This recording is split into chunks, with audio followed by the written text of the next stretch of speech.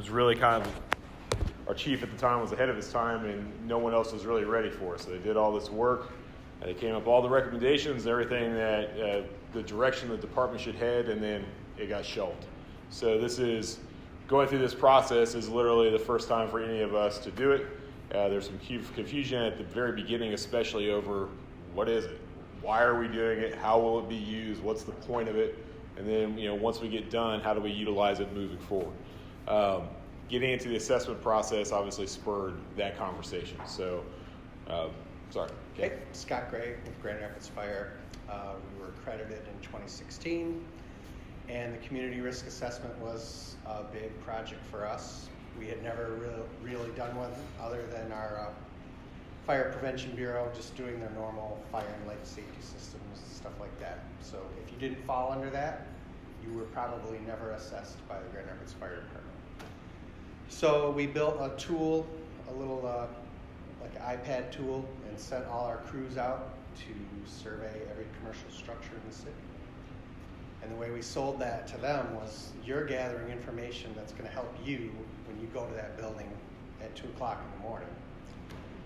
The way we sell it back to the city is, hey, we're gathering important information for you to be able to assess the building stock in your city. So, long story short, the crews really bought in. They like the idea of doing pre-plans. They want to know what's out there. And it was really valuable because we found a lot of buildings with a lot of hazards. We found businesses that were operating that we had no idea were operating in the city that had hazardous processes.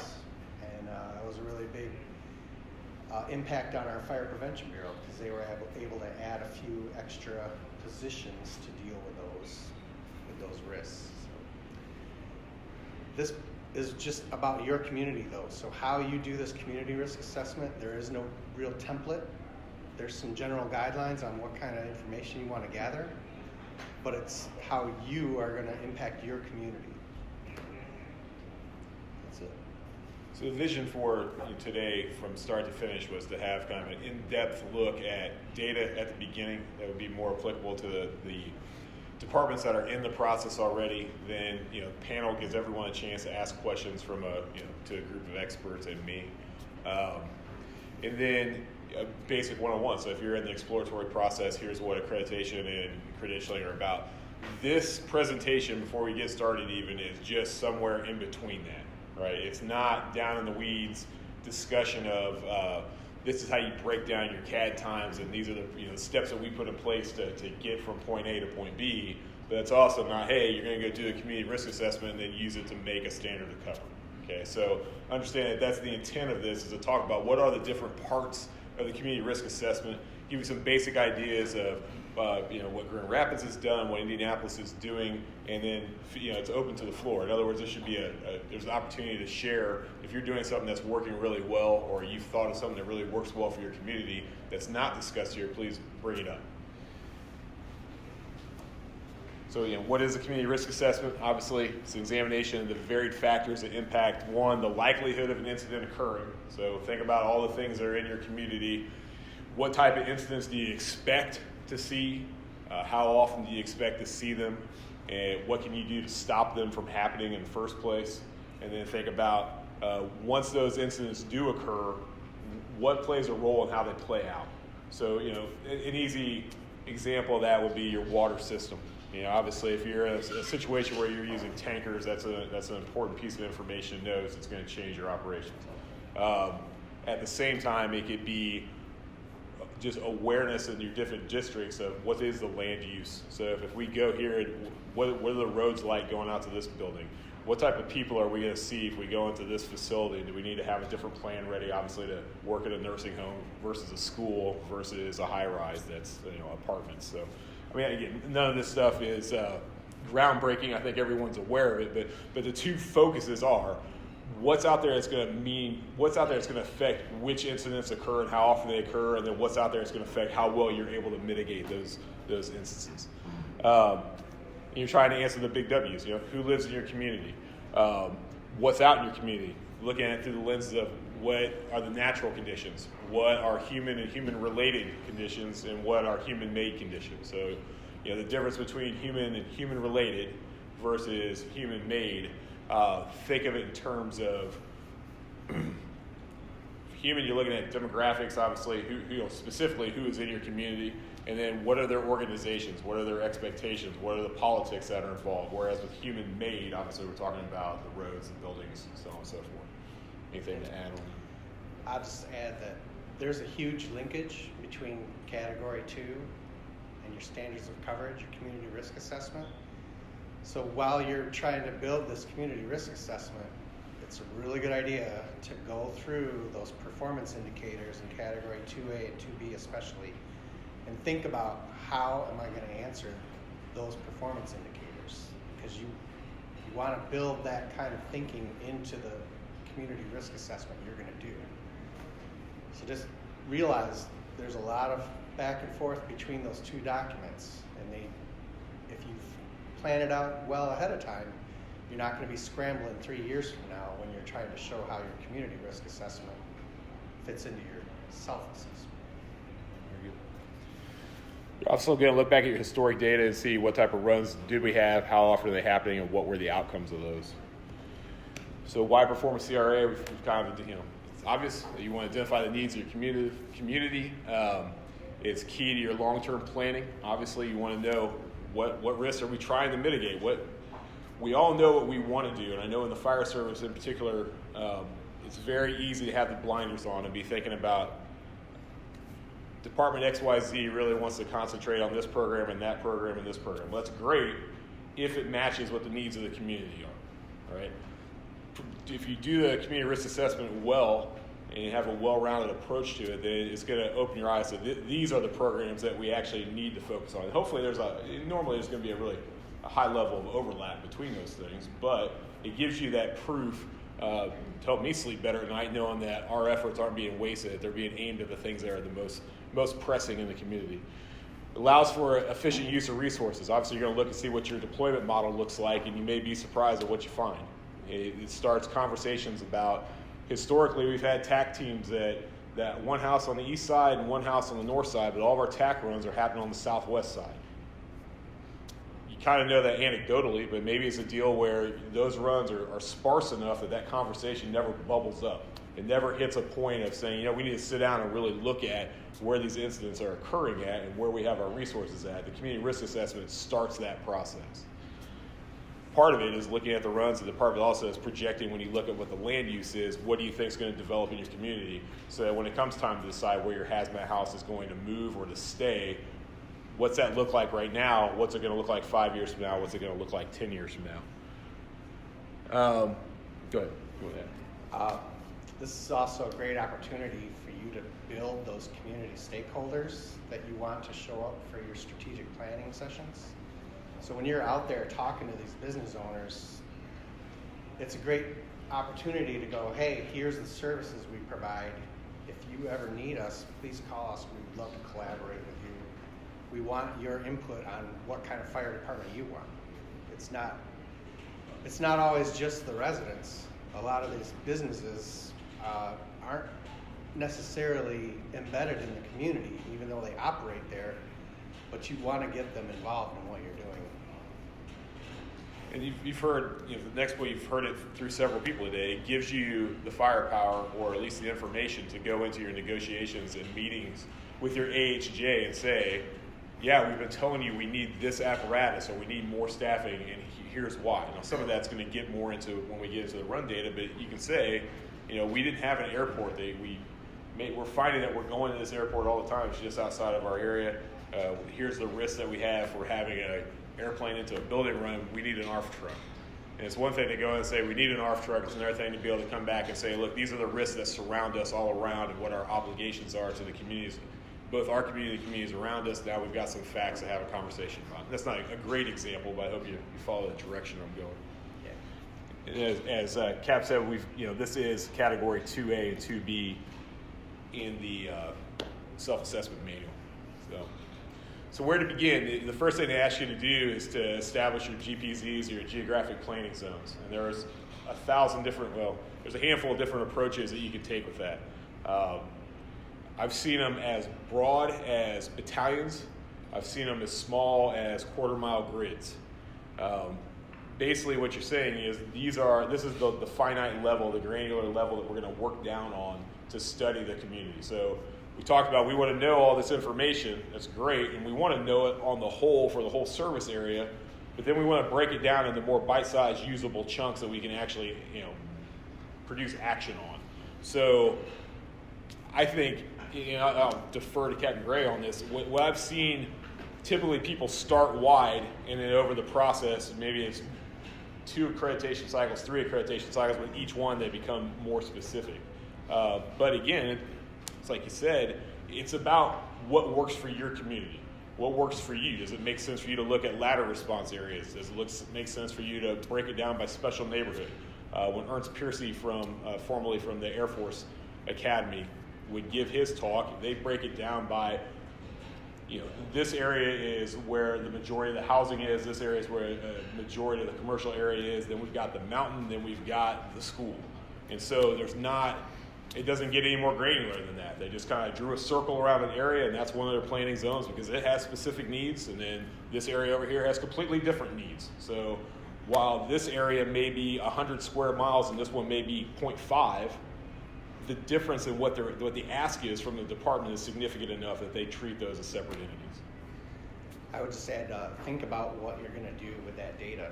If you cut your city into 1,000 little pieces, is that actually going to help you make any decisions? Maybe, maybe not.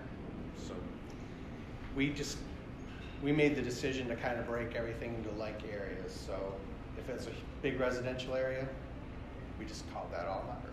If it was commercial, our city's big enough and we have enough call volume that we're able to get down into that granular level and actually use that to see where fire trends are or EMS trends. Comes in way more handy for EMS than fire most of the time because we have easily 50 times the EMS volume that we do for fires. To be able to see where your EMS problem is, it's great to have those planning zones as granular as you can, but don't waste that time if you don't think you're not going to use that data. Spend your time doing something that's more important. I think for most agencies, probably like a district level is good enough, or a station level. It's more than enough. That's what we're starting at station level. We kicked around battalion and thought battalion was too wide because our battalions are huge and they're varied. They have some areas that are truly touching downtown, and then some of them stretch all the way out to farmland. So it didn't make sense for us to try to treat those as this battalion that has both. It doesn't have has farmland and then it has urban in the same area. That didn't make sense as a GPZ because the ask is completely different. But when you break it down by stations within that battalion, we didn't see nearly the variety. It made more sense to look at it like that. And then, eventually we'd like to get down even more granular and start looking at neighborhoods inside of those station areas, but we are where we are at this point. So, just go ahead. What did you do to extrapolate out those known areas that everybody knows we go here a whole lot, but it doesn't really show up in the data? How did you emphasize that? So just being blunt, we're not at that point yet as far as identifying. We haven't got to the point of analyzing where our response data is at this point. Okay, so when we get there, I would imagine the plan would be to create a heat map as Private Zance talked about and look at. Okay, let's do that. Let's go ahead and put just a small dot on for every EMS run we go, every fire run we go on. As it stands right now, from our as we do our risk analysis, we're looking at it using the Heron model, where we've gone through and scored, and we'll talk about it momentarily, but every run type that we go on receives a consequence and an impact score. So what's the consequence of the community? What's the impact on our department in terms of what we're sending and what's now out of service? And then look at that in terms of historic probability, right? So, our historic data with an eye towards probability. We figure all those scores up. So there's a system where you take, I won't bore you, there's a math equation that you put that information in for each one of our station areas, and it will tell us what the relative risk is for fire in station X as compared to every other station. For EMS, for hazmat, for special ops. Now, it's not as specific as what you're talking about, where inside of that station area, you know what, we're always running to 950 Michigan Street because that's where the mission's at. So we're always going there. Or this neighborhood, that street from this block to this block, we get a ton of runs on. I don't know if we're going to get there this accreditation cycle, just to be blunt. But if we are making those runs, the way our city, anecdotally, I believe the way that the day is going to play out is that the station areas that have those streets with the high run volume are going to be escalated EMS risk. And then from there, now we know we have an EMS issue in this area. This is one of our brightest areas as far as it has the highest risk score for EMS. Then you dive into that. So okay, now we know we're going to concentrate in this area. Let's go and look at the data specific to them. And that's what we'd be looking for at that point is, okay, so where are the majority of these runs coming from? What type of run are they? When are they happening? And how is that affecting the service level in that area in terms of, are we constantly having other people have to come into that district because the engine that's in that area is constantly dealing with these EMS runs? Or are we having to bring other resources into those trouble areas because they're busy enough that they're not able to? Does that answer the question at all? Yeah, Captain. So we're still looking at bigger picture and whittling our way down, if that makes any sense. But by looking at the bigger picture, it should point to the areas that it should illuminate where our next step and our next level of concentration should be at. Yes, Captain. Kind of went way down to that. Yes, sir. Yes, sir. What do you guys do? Well, when we originally made our planning zones, we just took it right back out to our stakeholders, the people working in the stations. So we had them review those maps and just see if it made sense to them, because they know what they're running to all the time, right? So just get that buy-in from them. Does it make sense to the people at the suppression level? Because that information that you're using is going to impact their lives. So get that buy-in from them. They want to be part of the process. They just don't know it yet. So that's where I get my 100-person planning team, is by constantly going out and interacting with the crews and just making sure what I'm doing makes sense to them. If I can get them to accept it, I know I'm on the right path. So for what it's worth, once we identified our GPZs, the first thing we did was we worked on creating base maps. Private Bazans made all sorts of maps for us, base map for our service area, base map for each individual station. Worked hand in glove with our GIS folks in town to get that set up, and then once those were established, we're able to use those for basically every other thing we have moving forward. So I mean, that was kind of getting those templates done and taken care of, and the way you want them to look, talking through how do we want to present this information both externally and internally, was a process that was much longer than what I expected to be in the beginning, but has borne fruit sevenfold thus far. So.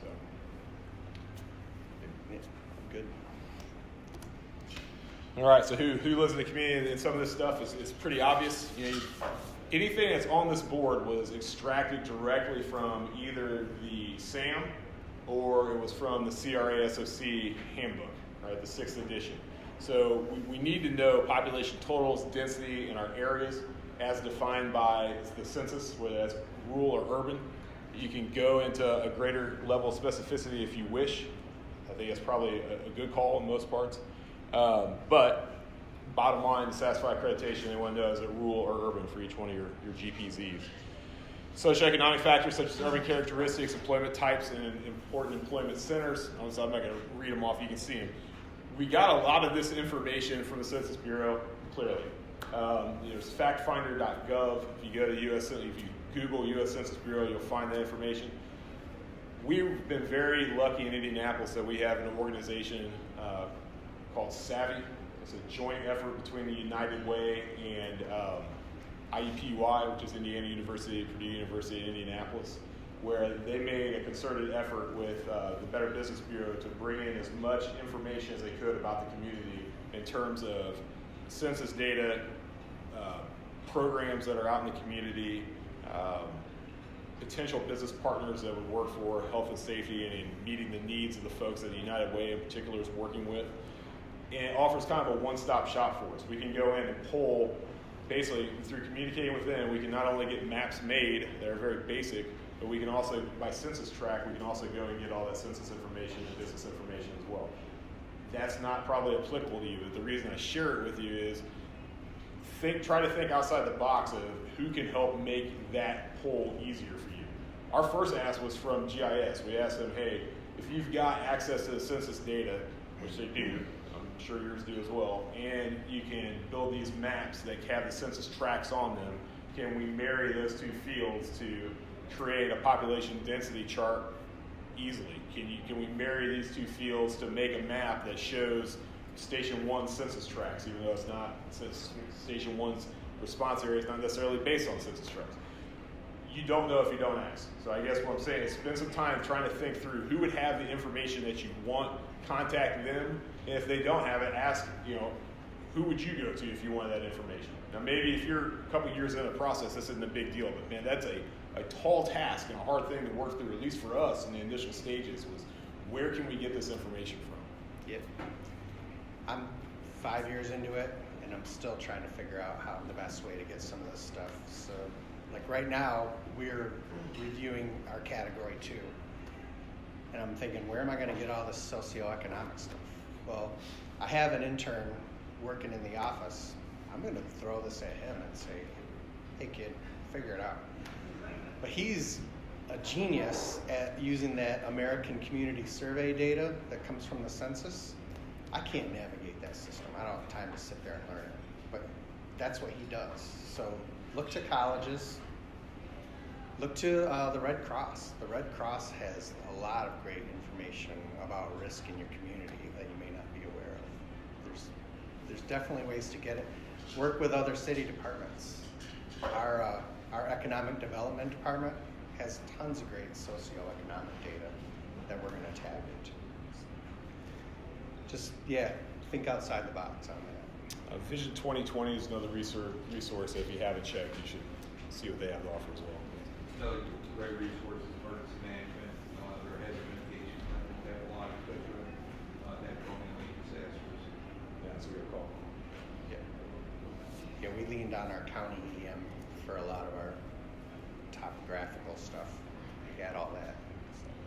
We were really lucky because our GIS people had all that. So, I mean, it was literally, for the most part, just call them and say, hey, we need this map. It needs to look like this.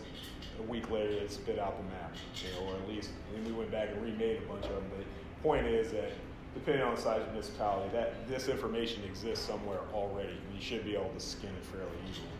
We did have to reach out to the NOAA to get some information on weather.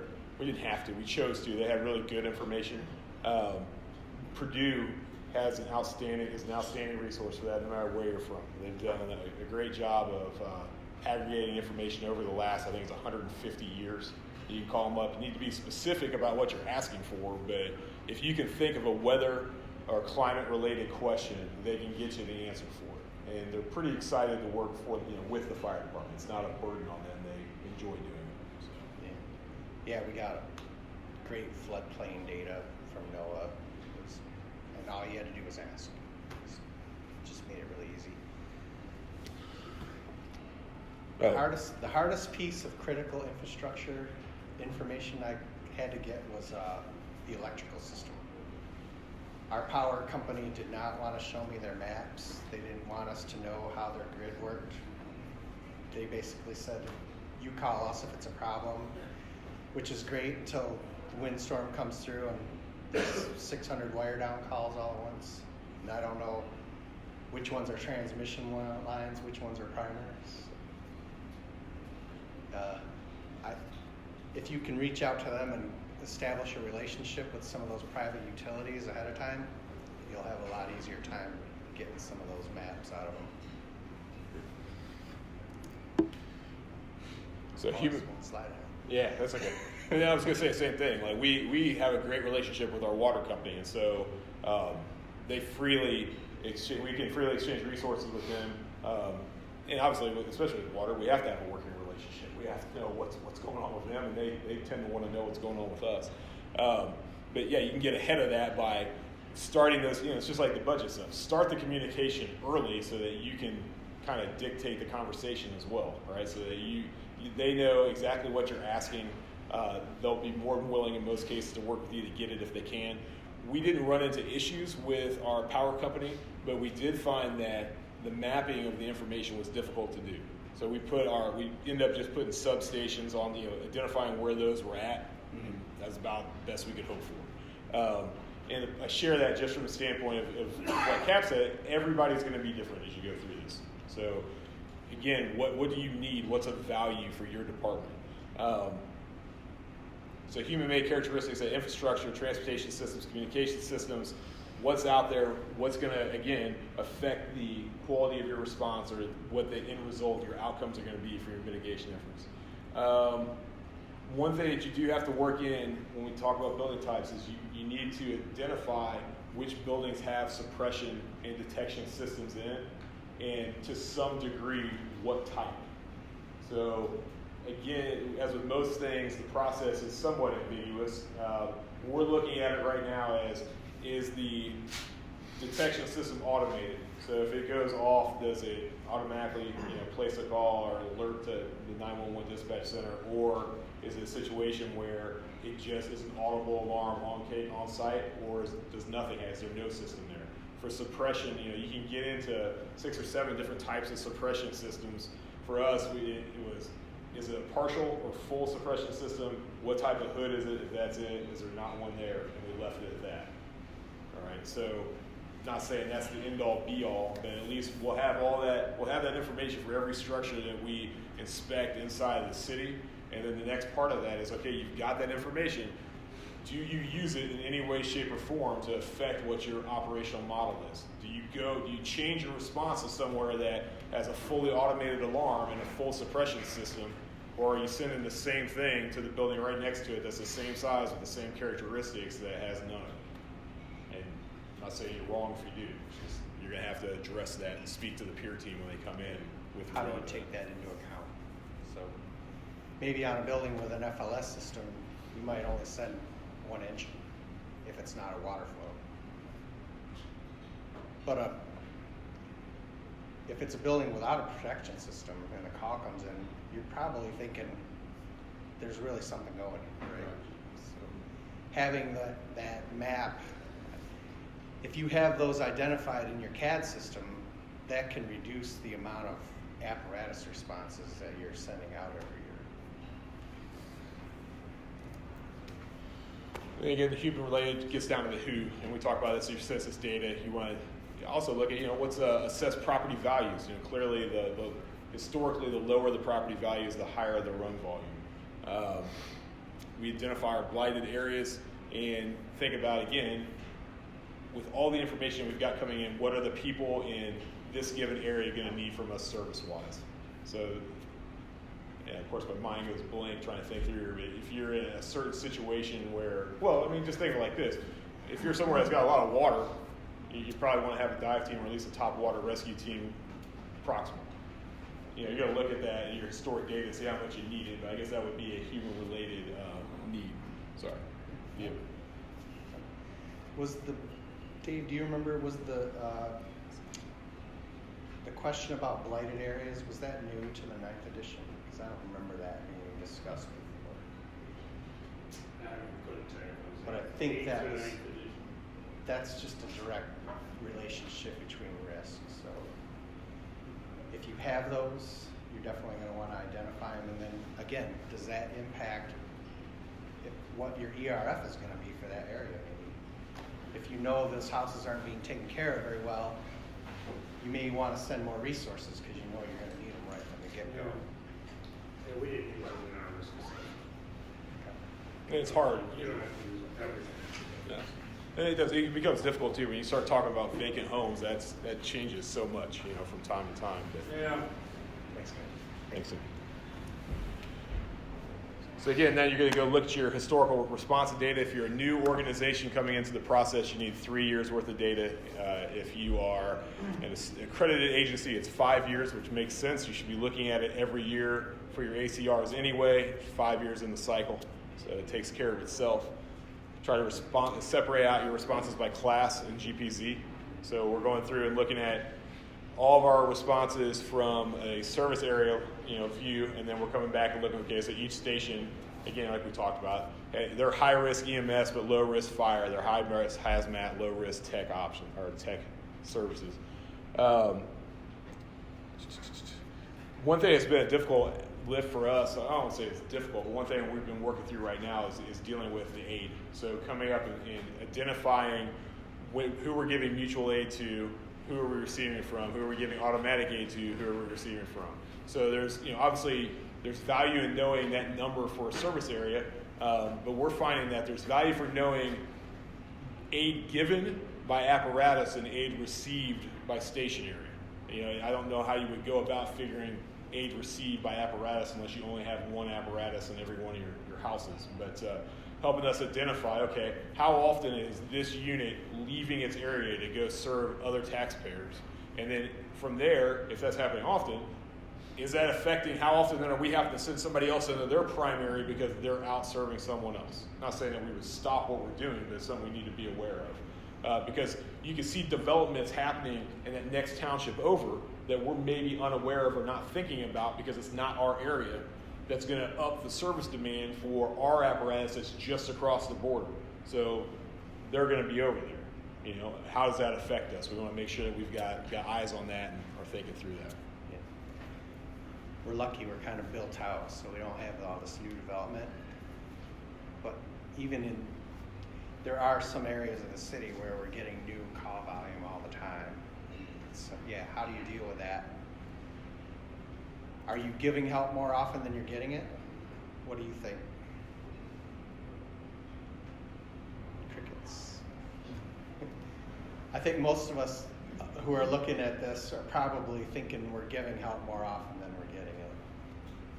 So is it fair to your citizens that your resources are out of the city? That's a risk to them, right? So it should be part of your risk assessment. And again, all this information, you decide how you want to represent it. You want to do it in maps, you want to do it in charts, whatever. But you need to think of it through two lenses.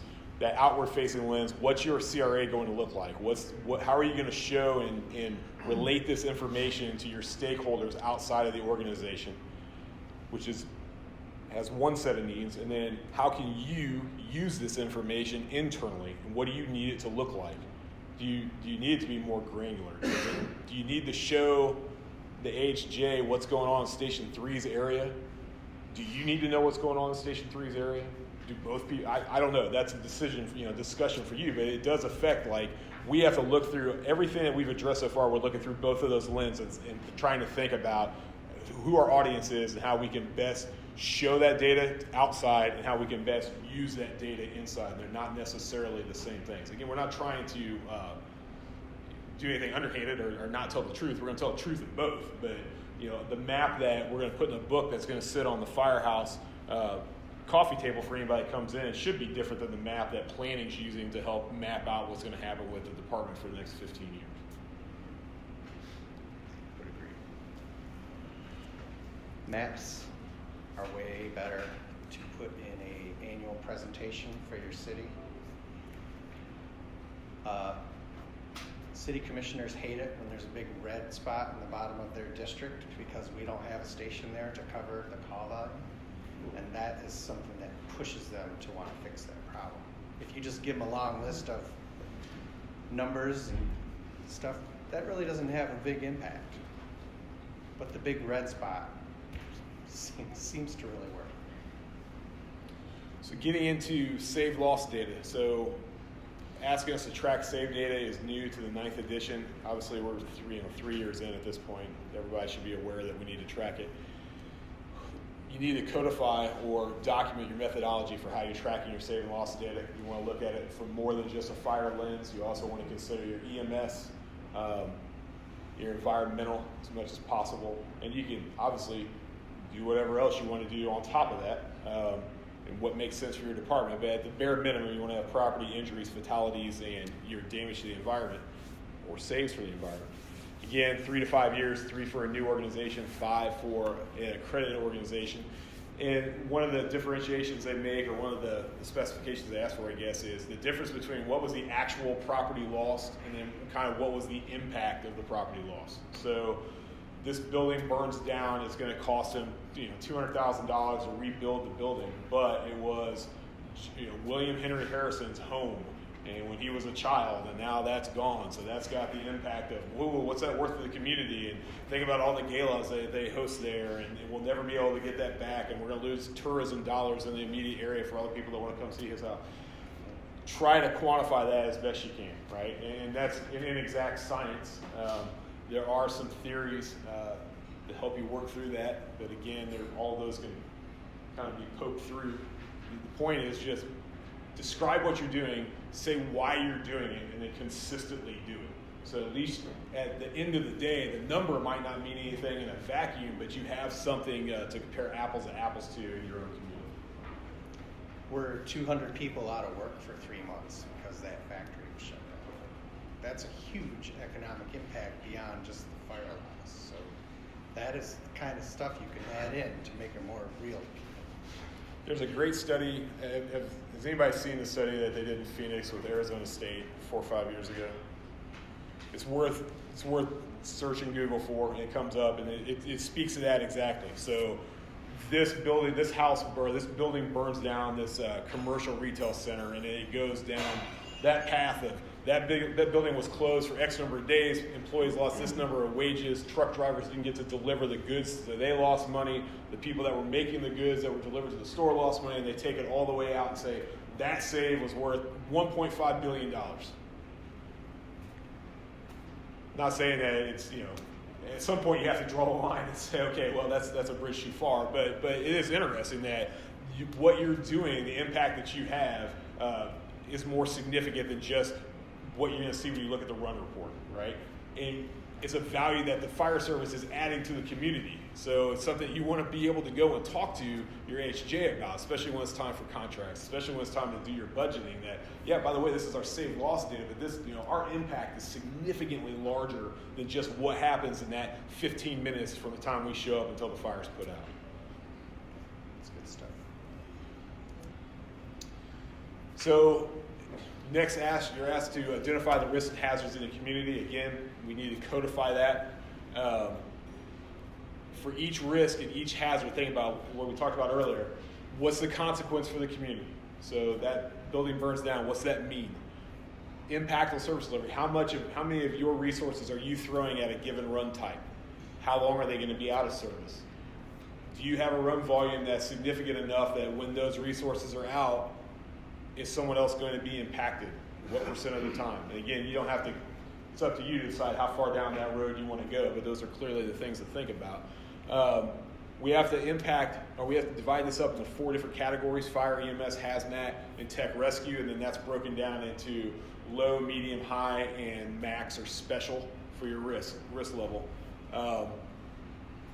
There are a couple of different models for doing this. We're going to just show you a really very basic 2-axis model, and we'll talk about the 3-axis model quickly. What do you have to add to that, sir? I think they cover it pretty well in the manual. Yeah. So, this is probably not the first time you've seen something similar. This is the 2-axis model. So you're going to think about what's the consequence and the probability. You could change probability with impact if you wanted. The examples in the book are probability and consequence. All right, so you've got something you've got difficulty breathing. It happens all the time, but it has a very low consequence that may bubble up and actually be a medium run. You've got a, give me a good low run. Garden shed on fire. Okay, garden shed on fire. Doesn't happen very often, not a very big consequence. It's going to be down in that green low area. You've got a high-rise fire. Huge consequence, probably high enough to move it up in the probability, but the high-rise fire is a great example of the weakness of the 2-axis model, because it doesn't happen very often, so it's going to be low on the probability, but super high on the consequence, which would just put it to the medium range. You can make a strong case that it should be it's a medium risk to your community. If it's never happening, then no, it's not that big a deal for us. But you could also make the strong case that when it does happen, it's kind of catastrophic, so it's a really, really big deal for us. Which leads us to the third model, which is the Heron model. So it's a 3-axis model where you add in, so now you've got all 3: consequence, impact, and probability. You score those on a scale. Most people use 0 to 10. I've seen 0 to 100 for each one of those axes as well. 0 to 10 makes it easier to manage the equation later. But you put a peg on there. Go ahead, Scott. In the CRE book, they do mention specifically they're measuring the surface area of that triangle, not the volume. So just keep that in mind. So as you look at that, you're going to plot, obviously, so let's say it's a high rise. The consequence to the community would be a 10.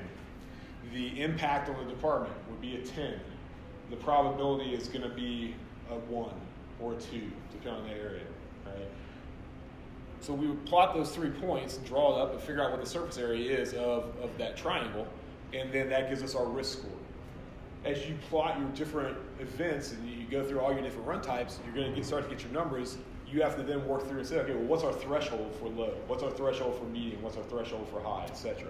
And you score that, and it gives you the opportunity then to look at Denver did it for their entire department, and they gave, these are the different types that we're looking at, and then they only respond to BLS EMS runs, so all their EMS were low, okay?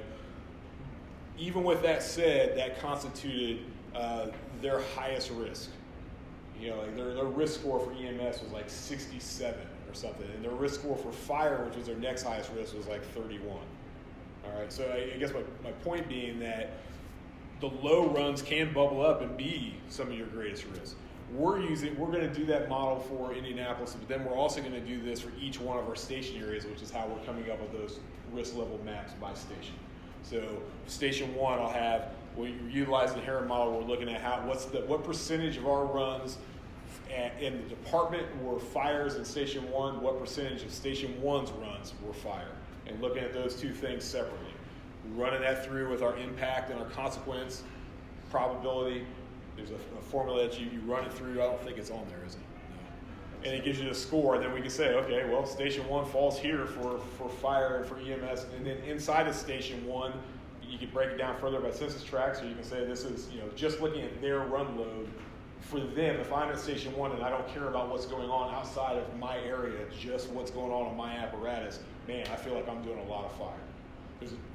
There's going to be a high correlation between those values from the apparatus to the station in terms of looking at service area, but it's not necessarily one-to-one, because it depends on run volume. Can be so drastically different that you could see a house that on the big map looks like it's a low fire, but when you're specifically only looking at their runs, that's the majority of what they do. So it's worth knowing.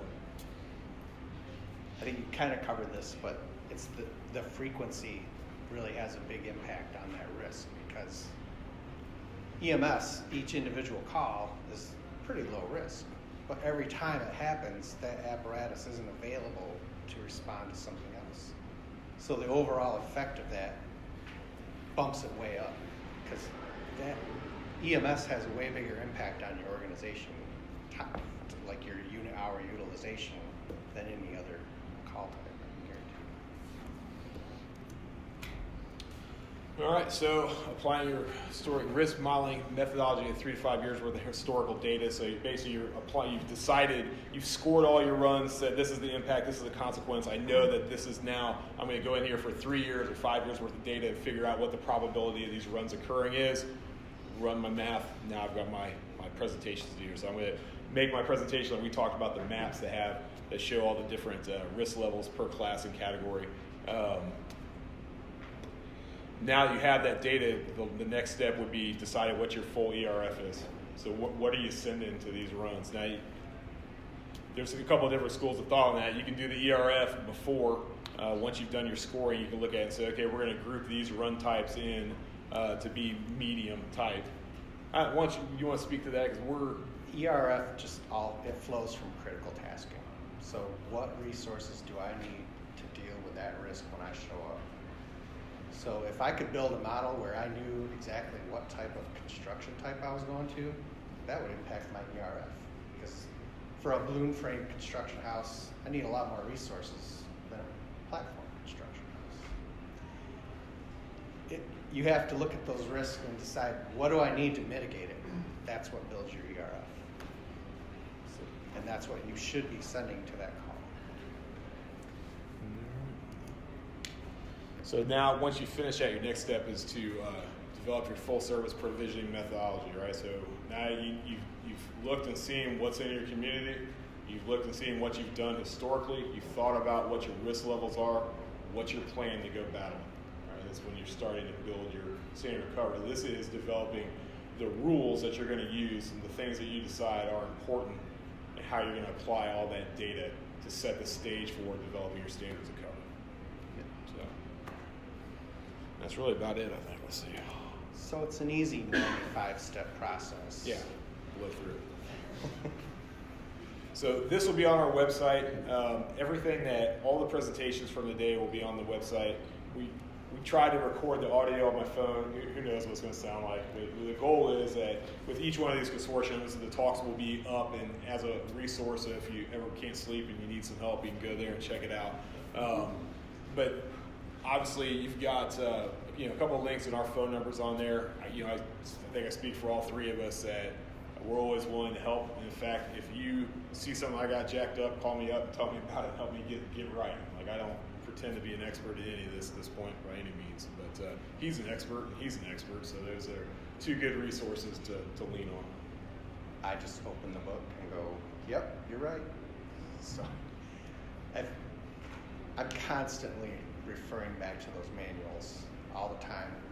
The interpretation guide is, if you're not using that while you're writing your performance indicators, I highly recommend you do, because it'll keep you from going off the rails into somewhere where you're not supposed to go. But it is crucial that you just keep referencing those manuals. They're going to point you in the right direction. Is there anybody that's not using the interpretation guide or is unaware that it's out there? We didn't know about it for 2 years. It just didn't come up, let's just say that.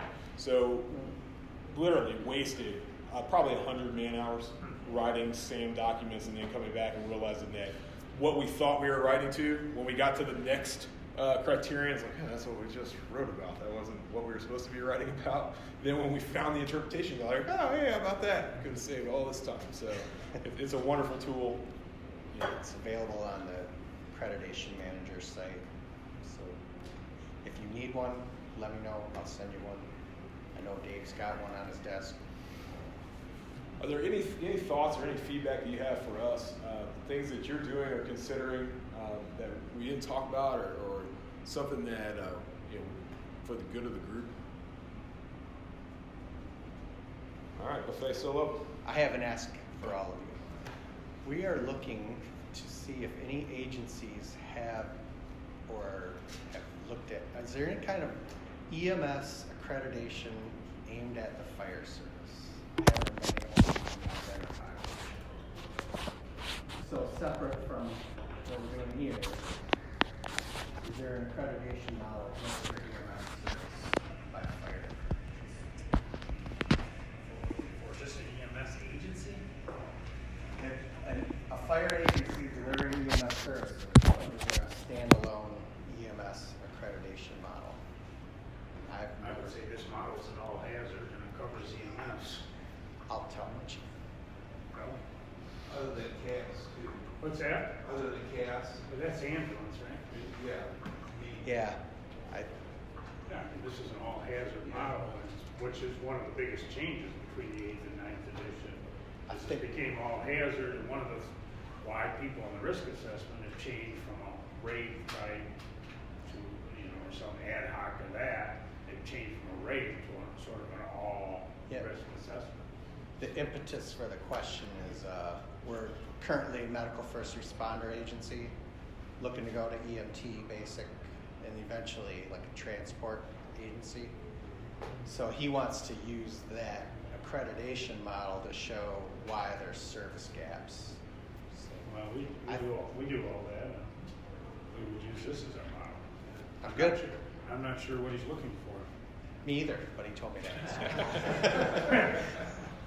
Sometimes If you have to could stand tell here and him- look if you could stupid. tell That's him part of the job. Chief Franklin from Toledo Fire said, that's bullshit. Thank you. Thanks.